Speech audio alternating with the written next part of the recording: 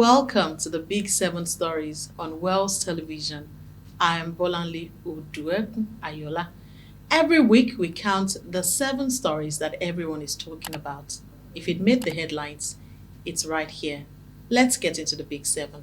On our first story on the Big Seven Stories for today, the Revenue Mobilization and Fiscal Allocation Commission has faced some backlash after revealing its plans to review salaries of political office holders for the first time since 2008. The Commission has argued that the current pay, which is about 1.5 million naira monthly for the president and under 1 million naira for ministers, is outdated. But critics have said that the timing is insensitive given the harsh economic realities that most Nigerians are facing. Amidst the rising cost of living, critics have accused the RMAFC of poor timing. Stakeholders have described this proposed pay rise as provocative, insensitive, selfish, and wrongly timed. Nonetheless, the RMAFC has maintained that it's fulfilling its constitutional mandate and it has gone ahead to initiate the retreat in line with its remit. Part of the RMAFC's constitutional rules actually is reviewing from time to time the salaries and the payments that goes to political office holders. However, many people have said that it's not just about the salaries. It's also about the fact that these political office holders take home a lot apart from salaries. You have the domestic workers allowance, you have the hardship allowance, you have the health allowance, and so many other miscellaneous benefits that also go to them. And so people say, in all of this, do they really need an increase in their salaries?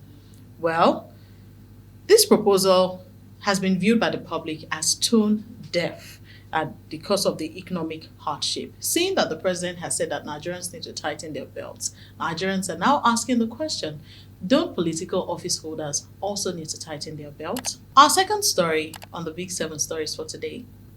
On August 16, the INEC held by-elections in 16 constituencies across Nigeria.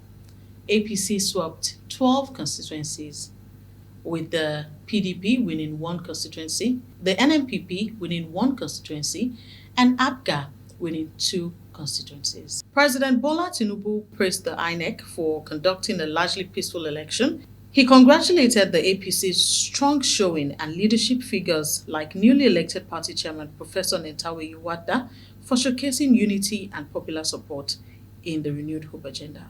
Opposition parties such as the PDP, the ADC, the Labour Party, the NNPP, and even the CUPP have condemned in strong terms the violence that showed itself during the elections. They also condemned a host of other things like vote buying, low voter turnout, which is equal to voter apathy in the last elections. And they say that this is a reflection of what is to come in 2027 elections. INEC on its own has gone ahead to issue certificates to the winners of these elections while also announcing that in about 5 constituencies where there were no concrete results, the by-elections will be redone. Our third story on the Big Seven Stories. The Nigerian military and security forces have scored 1 in their fight against terrorism. They have captured 2 leaders of Ansaru, a terrorist organization that is linked to Al-Qaeda. Authorities have confirmed the capture of Mahmoud Muhammad Usman, who is also known as Abu Bara, a leading figure in Ansaru, and Mahmoud Al-Nigeri, who is the head of a militant faction known as Mahmouda. Both of them have been on Nigeria's most wanted list for 10 years. These commanders are tied to several devastating attacks, including the 2022 Kuje prison break that freed dozens of Boko Haram inmates and a 2013 assault on a uranium facility in Niger. Now, the National Security Advisor, Nuru Badu, has described the operation, which was conducted between May and July, as the most decisive blow against Ansaru since its inception. The United States, as well as the United Kingdom, have commended Nigeria's actions. In fact, the US mission described the arrest as a significant forward step. Now, these arrests have boosted public confidence in the security forces. However, it may be short-lived if the military and the security forces in Nigeria do not follow up on the moves that were made to get this victory in order to ensure that insecurity in Nigeria is reduced to a minimum. On our fourth story on the Big Seven Stories, Oyo State Governor Engineer Seyi Makinde approved the nomination of Oba Rashidi Ladoja as the 44th Olubadan of Ibadan land. The former Oyo State Governor, who is now going to be the Olubadan, Senator Rashidi Adewolu Ladoja, will be crowned the 44th Olubadan of Ibadan land on September 26, 2025 at the historic Mako Hall. Oba Ladoja, who governed Oyo State between 2003 and 2007, has long been a towering figure in Ibadan politics. His political career was dramatic. He was marked by an impeachment and a comeback. But he also quietly climbed the chieftaincy ladder in Ibadan. And this coronation is incidentally scheduled for a day after his 81st birthday. We look forward to seeing this. All hail the incoming Olubadan of Ibadan land.